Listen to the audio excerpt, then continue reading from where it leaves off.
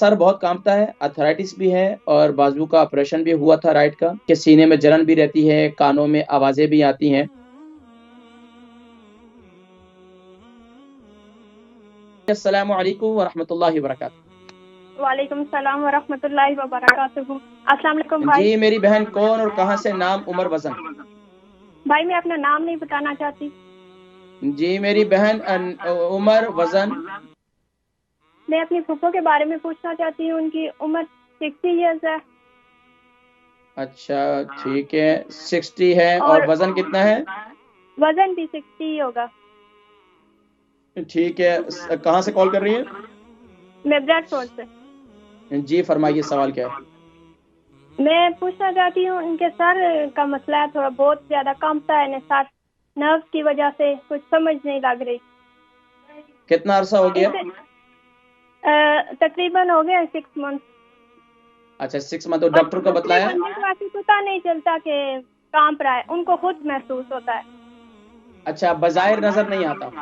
जी बिल्कुल, बज़ाहिर नहीं नजर आता। अच्छा, इसके अलावा इनका ब्लड प्रेशर लेवल कैसा होता है? जी, ब्लड प्रेशर कैसा रहता है इनका? बीपी ठीक है। बीपी ठीक है। अच्छा, इनकी कोई हार्ट सर्जरी वगैरह या जिस्म की कोई सर्जरी वगैरह तो नहीं हुई है? नहीं बिल्कुल नहीं। इनको अर्थराइटिस है, वो एक दफा ऑपरेशन हुआ था अर्थराइटिस की वजह से बाजू का। अर्थराइटिस का कौन से बाजू का हुआ था?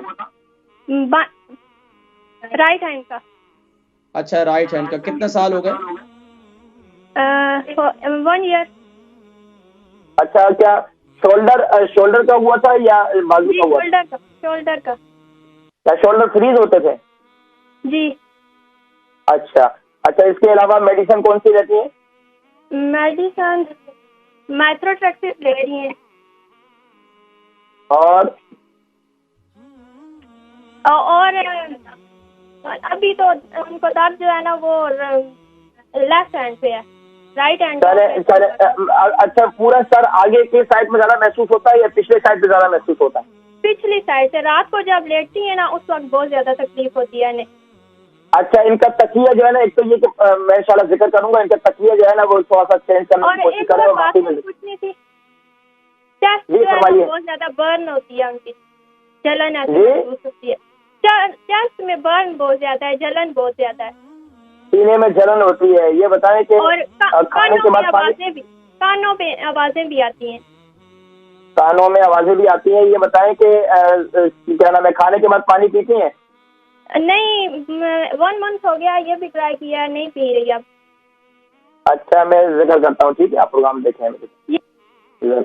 बहन ब्रेडफोर्ड से, उनकी फुफो जो है उनकी उम्र 60 साल है और उनका वजन जो है वो भी 60 kg है। बता रही थी कि इनका सर बहुत कांपता है, अर्थराइटिस भी है और बाजू का ऑपरेशन भी हुआ था राइट का, और इसके अलावा जो है यानी कि सीने में जलन भी रहती है, कानों में आवाज़ें भी आती हैं और भी कुछ तकालीफ के जिक्र कर रही थी। अल्लाह तबारक व तआला इनको शिफा नसीब फरमाए। देखें, सर का कांपना, अर्थराइटिस का होना यकीनन ये इस बात की अलामत है कि यकीनन जिस्मानी तौर पर आसाबी कमज़ोरी है।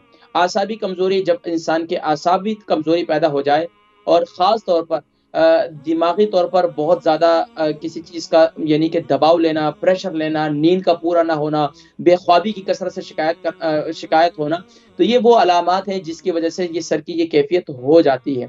लेकिन कोशिश ये करें कि अपने ख़ास तौर पर जो अहले ख़ाना है उनसे मैं गुज़ारिश करूँगा कि जो माँ जी हैं अभी तो उनको जो है थोड़ा-सा रिलैक्स करें, उनको किसी बात की ज़्यादा टेंशन ना दें, उनकी ज़्यादा टेंशन की बातें उनके सामने ना करें, जिससे जो है इनकी कैफ़ियत होती है। तो ये और बसा औक़ात ये भी होता है कि वो बुज़ुर्ग लोग जिनका बीपी वग़ैरह भी ठीक होता है, सब कुछ भी होता है, लेकिन वो बसा औक़ात जब दिल के अंदर बात रखते हैं तो फिर उस वक़्त भी या तो उनके वो तो या तो फिर उनको राशा की बीमारी हो जाती है या फिर सर हिलने की प्रॉब्लम भी हो जाती है। इसके अलावा भी और भी बीमारियाँ हो जाती है, लेकिन परेशान होने की ज़रूरत नहीं है, इंशाअल्लाह ये ठीक हो जाएँगी। एक काम तो ये करें कि अपना तकिया जो है वो थोड़ा-सा बदल लें, एक काम ये करें। दूसरा ये करें कि रात को सोने से पहले जो है इनके तलवों का मसाज करें, ज़ैतून के तेल से, कलौंजी के तेल से और तिल का तेल। ये 3 तेल ले लें, इससे इनके पाँव के तलवों का मसाज करें, नाक में कलौंजी का तेल लगाया करें। और तीसरा काम ये करें कि रात को सोते वक़्त ही सोने से पहले ये जो मेथी दाना है इसको ग्राइंड कर लें, इसको पानी के साथ खा लिया करें।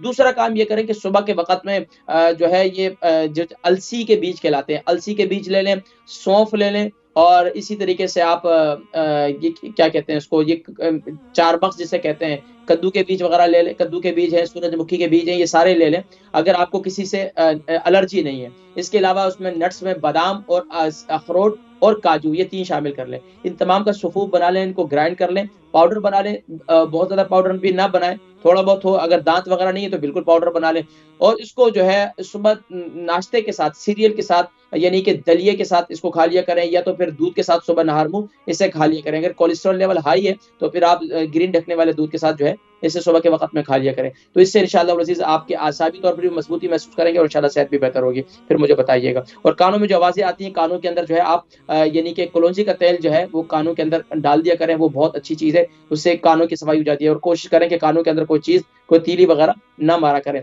और दूसरा, सीने में जलन ज़्यादा होती है, दिन के अंदर क्या करें कि आप खाने के दरमियान में, जो भी खाना खाती हैं, खाने के दरमियान में आप थोड़ा-सा दही ले लिया करें, वो खा लिया करें। और इसके अलावा जब सीने में जलन बहुत ज़्यादा हो तो फिर आप कोल्ड ड्रिंक वगैरह ये बिल्कुल भी ना लें। आप क्या करें कि दिन के अंदर कच्ची लस्सी बना दें, कच्ची लस्सी। कच्ची लस्सी कहते हैं कि यानी कि आप 1 हिस्सा दूध और 3 हिस्सा पानी उसका वो शामिल करके वो पी लिया करें, इससे इंशाअल्लाह सीने में जलन खत्म हो जाएगी।